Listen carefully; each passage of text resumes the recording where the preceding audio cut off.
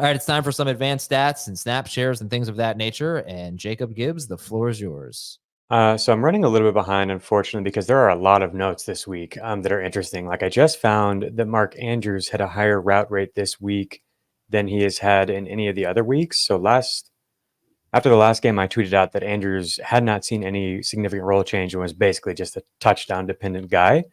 True Media has his route participation at 78%. And for reference, their past few route rates they've given Andrews are 56, 60%, 47%, 48%, 35%. 78% would be the highest rate of the season and basically in line with what we've seen in the past. So that is interesting. I'm going to wait and see what Fantasy Points data has to say about route participation because they, I think, have more accurate route tracking data, and that comes out later today. So yeah, check up my Twitter as the week goes on because that could be a significant change for Andrews. The other Baltimore note was 195 air yards for Zay Flowers, which is by far the highest of his career. Flowers only has 4 other games above 100 air yards. He has really looked like a true breakout this year, and that has been awesome to see. That really surprises me because we hadn't seen much of him winning down the field, but also I think they hadn't really used him that way all that much, but they have been this year. So that's really cool. Ladd McConkey, I'm so excited about this guy. I've tried to bring him up anytime that I get the opportunity, but really there haven't been a ton of opportunities because the Chargers just don't throw the ball very much. But if you just watch him, like he is insane. The way that he moves, it feels so impossible for a defender to try to cover him because the start-stop ability is just so smooth. And yeah, it's hard to have a better day than he did in week 8. 6 targets, 6 catches, 111 yards, 2 touchdowns. One went down the 1 yard line. He's nuts. He is really, really good. Right, so you're talking about McConkey. Can I give you a McConkey stat? I need to get your perspective on it. He had a 78.9% route participation rate. Mm-hmm. He doesn't play that many snaps, right? But they run the ball so much, so it doesn't really matter if he's on the field when they run the ball, right? So is a 79% route participation rate good enough to be this was just week 8. I didn't look at other weeks. Good enough to be a reliable fantasy option? There have been some weeks where he has gotten in the wide receiver, like 2 receiver sets, and that route rate has been higher. So I think there's like that's encouraging to me because we haven't seen that even from Josh Downs and Jaden Reed in their second season. And we have seen that at times from McConkey. And even if he doesn't get that, if he stays below 80%, that's still the range that those guys I just listed are in. And so like if you are fine rolling with Jaden Reed, who's going to be up and down week to week, then that's basically where you're at with McConkey, except the offense doesn't throw as much. But I think he is good enough. And I think when he's out there and they are passing, he's so clearly the most likely to be targeted. He's so clearly the winner of the wide receiver group there, who's going to be creating consistent separation. Oh, well, I got a Jaden Reed stat for you that you're not going to like. Yeah, it's been rough. Jaden Reed he played 59% of the snaps. So that's his 4th game playing fewer than 60% of the snaps. 3 of those 4 games are Malik Willis games. And the other one was like a 30-point blowout or something like that. It was 34-13, so not quite 30 points. But I wonder if they're just using different personnel with Malik Willis, and Jaden Reed is not getting on the field. I don't know that it really matters. I don't want to start any of those wide receivers if Jordan Love is out. Yeah. But it's another case against Jaden Reed if Malik Willis is on the field. And I'll say this about something Jacob mentioned, that the Chargers are not throwing the ball a lot. They're not throwing the ball a lot, but we are starting to get to levels of kind of like early Roman Harbaugh with the Niners, with Kaepernick when they were at their peak, where they're not throwing a lot, but they're generating a ton of yards on the throws they made. I think they're averaging almost 300 yards per game over the last 2 games. Justin Herbert, such a phenomenal talent, such a phenomenal thrower of the football. And like Jacob said with McConkey, there ain't nothing wrong with the way that he moves. Yeah. Love that. All right, we'll keep rolling here. Cedric Tillman brought up Tillman on last week. Jacob kept talking about the way he moves, and it just got in my head.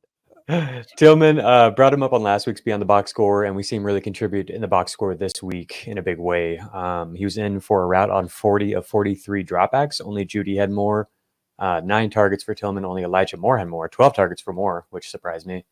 159 air yards for Tillman. So super exciting there. Former round 3 pick. I think it made some sense that it took a bit of time for him to acclimate to the NFL, but he looks really good out there and seems like a perfect fit with Winston, right?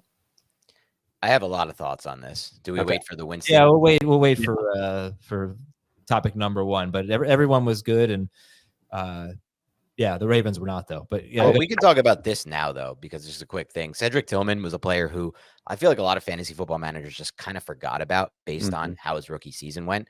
He went one pick in the draft, NFL draft, 74th overall after Jalen Hyatt at 73rd, who had a little bit of hype, despite honestly having wide receiver 1 Alpha X tape this year before he entered the draft. Then he played his final season at Tennessee through an injury, didn't have as good tape. But again, if you go back to the year before, his tape has the size, has the frame, moves like a wide receiver 1, makes plays above the rim at the catch point, and has awesome body control. On this film against the Ravens, I saw him separate vertically twice really well. The game-winning touchdown, he tempoed his route phenomenally well to break out for the touchdown. And then he had a deep target down the field that Jameis kind of just said F it and threw into a safety who was playing in the middle of the field, but he just threw it anyway. But if you watch the route from Tillman, he separated from the DB by like 3 or 4 yards. So he has build-up speed. He's much faster on tape than he was maybe in his 40 time. I think he's really, really good talent. He's somebody who I think you should be rushing to waiver wires to grab this week if he wasn't picked up last week. he was not. Cedric Tillman's roster percentage is why don't I? 21%. So, all right, Jacob, keep on going. Yeah, I got Tillman in like dynasty leagues for pretty cheap, for like cheaper than Sterling Shepard was going in some places. And it's just like, what the heck are we doing here? Like, this is a real prospect. Trey McBride in Arizona, we saw both him and Marvin Harrison have a good day together, which is awesome. And I just want to point out that it's been kind of a frustrating year for McBride for fantasy. He doesn't have a touchdown yet. It feels like his production just hasn't matched the underlying data. The underlying data is really, really strong. Last year, I kept bringing him up because his per route production was better than any tight ends. It was better than young Travis Kelce and stuff like that, like on pace with young Travis Kelce. This year's per route data is better, drawing targets at a higher rate, producing yards at a higher rate than even last year. And that's just like really, really exciting. He looks like a legit stud. Like I love watching McBride play, man. When he gets the ball in his hands, like he just rumble tumble, like he's awesome out there. Back to the Browns, I forgot to bring up Nick Chubb, 62% snap rate, 76% running back rush share, actually led the Browns in routes run among the running backs, which surprised me. This is basically like what I envisioned as like his max role this year coming back from the injury. And it's just kind of wild that we're already seeing that in the second game. Yeah. The matchups haven't been good, but like as long as he's fine health-wise, like this is really encouraging to see this type of usage already. Yeah, especially if they're going to be able to move the ball. I can't wait to talk about the Browns soon. Yeah. It's an exciting offense moving forward for fantasy, but yeah. Another running back come back from injury, Jonathan Taylor, 82% snap rate, 63% route rate. Wow. Goodson barely played. I'm seeing him with a 3% snap rate. So that's exciting. I know Goodson was in there to have that dropped touchdown. It was a really irritating week for Anthony Richardson people.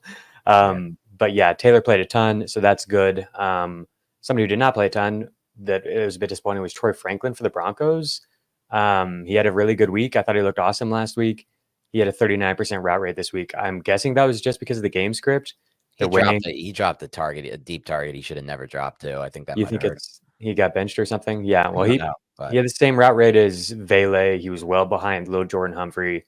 I feel like Peyton doesn't love he like wants to have these field stretchers, but like he never plays Marvin Mims. He never plays Troy Franklin. Yeah. To me, he looks like a real potential outside receiver, which is a little bit different than Mims. I don't know. Like just given the usage last week, I thought like there was potential because we never really got to see Mims do that. True. Another random guy here, Jalen Coker for the Panthers. 33 of 41 dropbacks he ran a route on. He ended up with 4 catches for 78 yards and a touchdown on 6 targets. On the year, he has really strong per route efficiency. He just hasn't been targeted very much. He has a 14% target per route run rate. That's up to 20% when Deontay Johnson is off the field. I think that he can work with that. So if Deontay gets traded, you're probably looking at him and Liggett and maybe Thielen if he comes back. I think he could be a real fantasy producer in like deep leagues with that kind of a role. This is a guy that was really productive in college, but is at Holy Cross and he didn't get drafted. So it's like, what do you make of that production? Maybe nothing. But then you see him actually doing it here, albeit it's on this garbage team and garbage time. But like fantasy, all that matters is stats.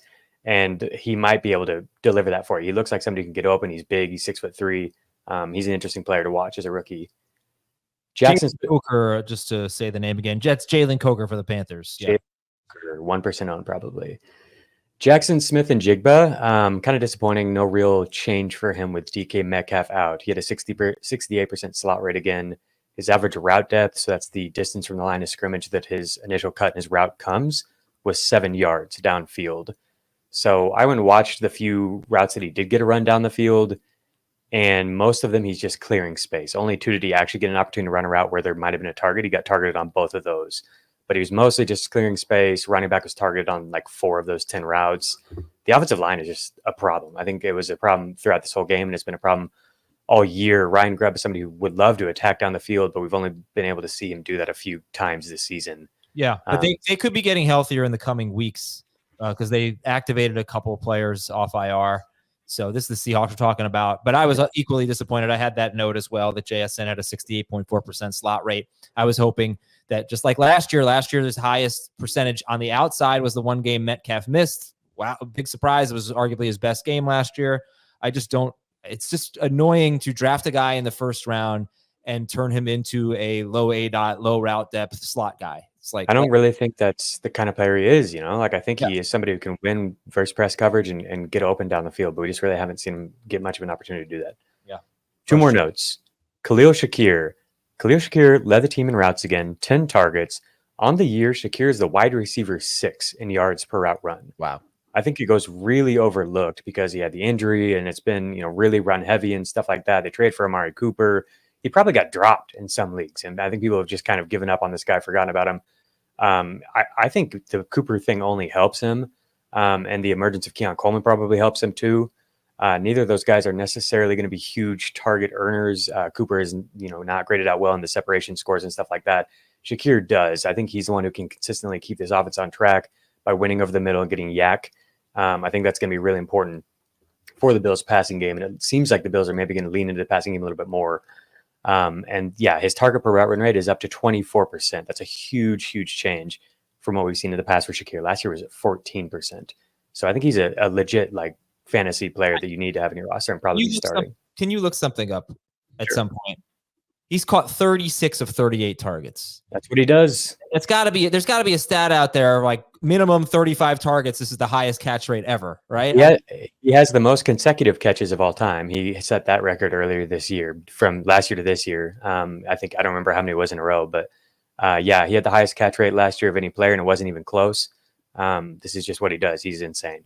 Yeah, and by the way, this is Khalil Shakir. One of the 2 targets that he didn't catch was yesterday, and it was batted down at the line of scrimmage. So I don't know what the other one was, but he catches every single ball that comes his way. All right, what's your last note, Jacob? We got to talk about the Bucs. We're going to get to Cade Otton in a second, but I did want to point out that the screen game was still alive and well, even without Chris Godwin. We got a screen for Cade Otton, screen for Jalen McMillan, 2 screens apiece for Bucky and Rashad White. White scored on his. It was primarily Sterling Shepard in the slot. That's what we saw last week when Godwin went down. Wasn't sure what it would look like after a week of practice, but it was mostly Shepard. Only 33% of McMillan's routes came in the slot, so they were asking him to win on the outside, and I thought he did a pretty good job, honestly. Atlanta has been a pretty easy secondary to win against this year. But yeah, McMillan had 7 targets, 95 air yards. It was his second straight game that he had a big first down on a jet sweep. I thought he created separation. All right, he had a couple big downfield targets that could have been bigger plays and ended up amounting to nothing. I wouldn't be super discouraged about the result here. I think he's somebody you hold and potentially even buy. If you're in Dynasty, it might be a good buy. We talk a lot about how some offensive schemes and play callers can really carry the tide of an offense all the way to the top and are good to lean on when you're trying to buy in fantasy football in the trade market. Liam Cohen is one of those guys we needed to start discussing in that regard. I mean, what he's done with this Bucs offense is phenomenal, especially through all the injuries. Watching that, I got a chance to watch that tape, and they looked really good on offense despite losing Evans and Godwin just 1 week earlier. So I have belief in that offense. They did, and yeah, I meant to talk about that when we get into Cade Otton, but just to get your quick thought, they did look pretty good, but there was really nothing over the top. Yeah, no explosive plays really. So when you throw 50 passes, I mean, they're dinking and dunking for the most part, dinking and dunking their way down the field. Like I said, I sat Baker Mayfield in every league I had him in, which I think is 4. And, is wrong.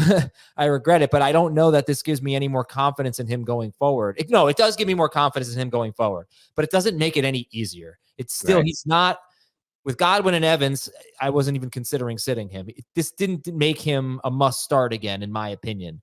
But I think that's fair. It does make him a more confident start if I do have to go to what's his name? Baker Mayfield. I sat him for Caleb Williams in the league. That's why I called him Caleb. I don't hate that, given the matchup, though. Washington defense is all of a sudden good now. Yeah. My couple notes from me that you haven't heard are 3 things. DeAndre Hopkins only played 32% of the snaps, so don't panic there. Amari Cooper played only 50% of the snaps, but in the first 3 quarters, he basically ran the same amount of routes as Shakir and Coleman. They ran 25, Cooper ran 22. So I think he really sat more than anyone probably in the 4th quarter. I didn't look, but that just makes sense. And then Caleb Williams, terrible game. 3 of 12. Remember, we kept talking about Caleb Williams, air yards, 10 or more air yards. Well, the previous 2 games, he was 8 of 15, 190 yards, 3 touchdowns, 20% off target rate. Yeah, he regressed in this game for sure. 3 of 12, 66 yards, and a 50% off target rate. That was on pass attempts of 10 or more air yards. So just a bad game. He did have a few nice audibles out of bad calls. I mean, doing some things that are like not showing up in the box score, not going to help us in fantasy. But just when I want to kind of buy into Caleb Williams as a fantasy option in that whole offense, I'm kind of just held back when I watch them play. Yes, he had a bad game, had some off-target throws, but man, that Shaden Waldron offense it's just unacceptable to me from what I watch at the NFL level, and stats back it up. I think that marriage is going to have to break up at some point for Caleb to reach his potential. Jaden Daniels or Caleb Williams in Dynasty? It's still Caleb for me, personally. I'll go Jaden. So just to be clear, I will too. I want to make this clear. The only reason it's Caleb for me, from a fantasy standpoint in Dynasty, is because the main question I had with Jaden Daniels, which is, can he hold up at the NFL level when, no sub 200 quarterback has held up at the NFL level besides Jeff Garcia? Besides Cousins for 3 seasons, 1 season at Jeff Garcia. That has not been answered yet, and that will not really be answered. So it's just impossible to answer that. I just don't foresee it being an easy ride for him to stay healthy every year.